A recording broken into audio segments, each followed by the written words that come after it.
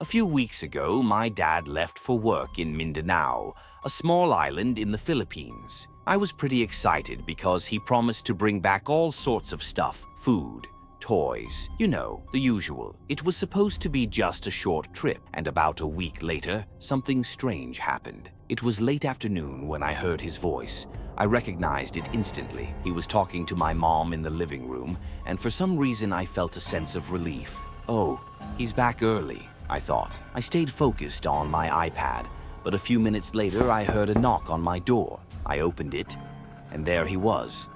My dad stood there in a plain gray shirt, looking a little tired but happy to see me. We hugged, and it felt normal, just like any other day. We talked for a bit, though I honestly can't remember what we talked about.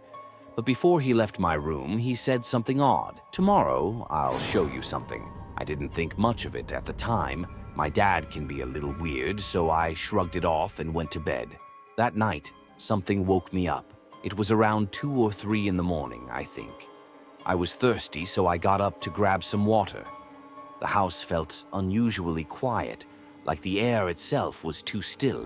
When I passed by my parents' room, I glanced inside. Only my mom was there.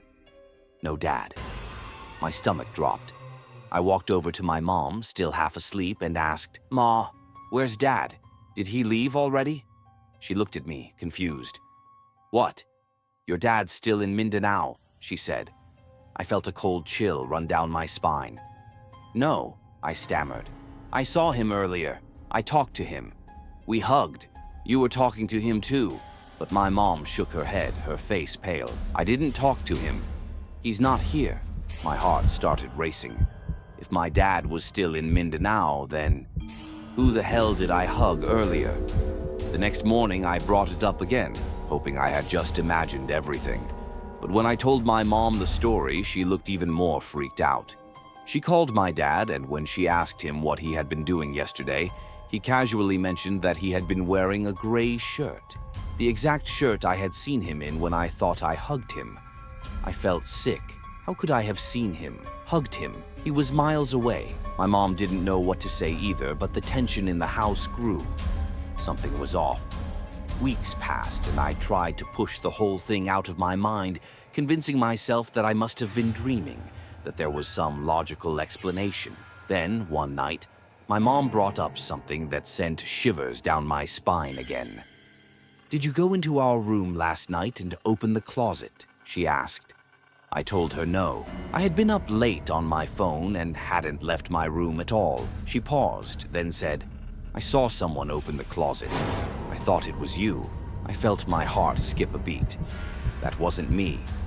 And no one else had been in the house except my mom and me. I stayed in my room all night, but the thought of someone, or something, wandering around my house, opening doors and watching us, made my skin crawl. I told my dad about it, and he suggested that maybe the area was haunted. But here's the thing, no one died in this house. My dad built it.